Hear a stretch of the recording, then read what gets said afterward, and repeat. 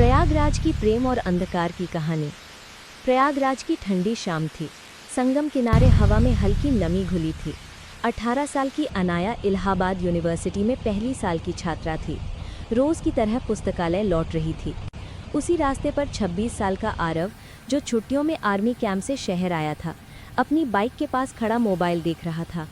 अचानक एक साइकिल वाला तेजी से मुड़ा और अनाया लड़खड़ा गई। आरव ने तुरंत दौड़कर उसे संभाल लिया। पहली नज़र में ही दोनों के बीच कोई अजीब सी खामोश पहचान जाग उठी। अनाया ने धीमी आवाज़ में थैंक यू कहा और आरव बस मुस्कुरा दिया।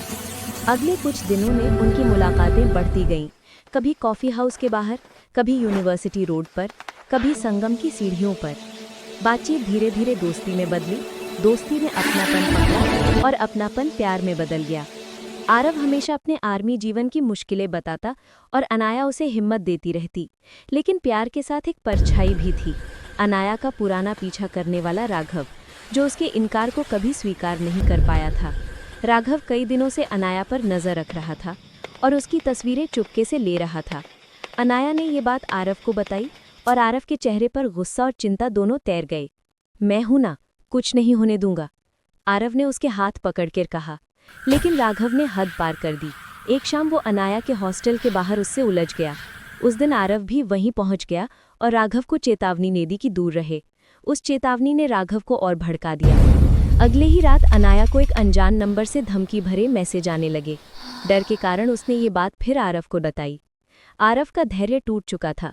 उसकी ट्रेनिंग उसे शांत रहने सिखाती थी, लेकिन प्यार उसे बेचैन कर रहा था। उसने राघव को खोजने का फैसला किया। प्रयागराज की तंग गलियों में पूछताछ करते हुए आरव को पता चला कि राघव सिविल लाइंस की एक पुरानी बिल्डिंग में रहता है। रात के साए में वो वहां पहुंचा। अंधेरा, सुनसान और हवा में बेचैनी तैर रही थी। दरवाज़ा खुला मिला, जैसे कोई उसके आने की प्रतीक्षा कर रहा हो। अंदर जाते ही उसने राघव को शराब की बोतल पकड़े मुस्कुराते हुए देखा।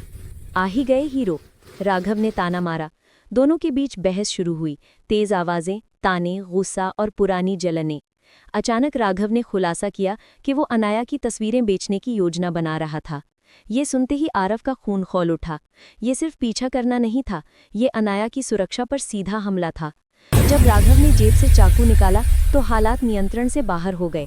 दोनों में झगड़ा हुआ, धक्का मुक्का संघर्ष। झगड़े में आरव का हाथ किसी भारी लोहे की रॉड से जा टकराया। अगले ही पल उसने वो रॉड राघव को मारकर खुद को और अनाया को बचाने की कोशिश की। वार इतने जोरदार था कि राघव जमीन पर गिर पड़ा और वहीं उसकी मौत हो गई।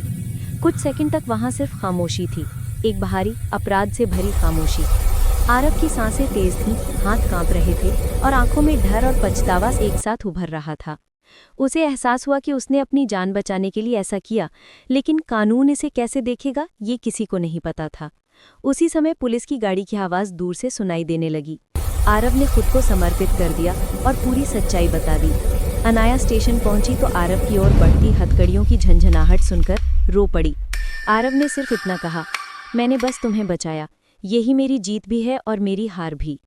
कहानी वहीं खत्म होती है, संगम की उस ठंडी रात जैसे, जहां दो रास्ते मिले थे, लेकिन अब सिर्फ एक रास्ता बचा था, सच, पछतावा और अनाया की यादों की लंबी परछाई।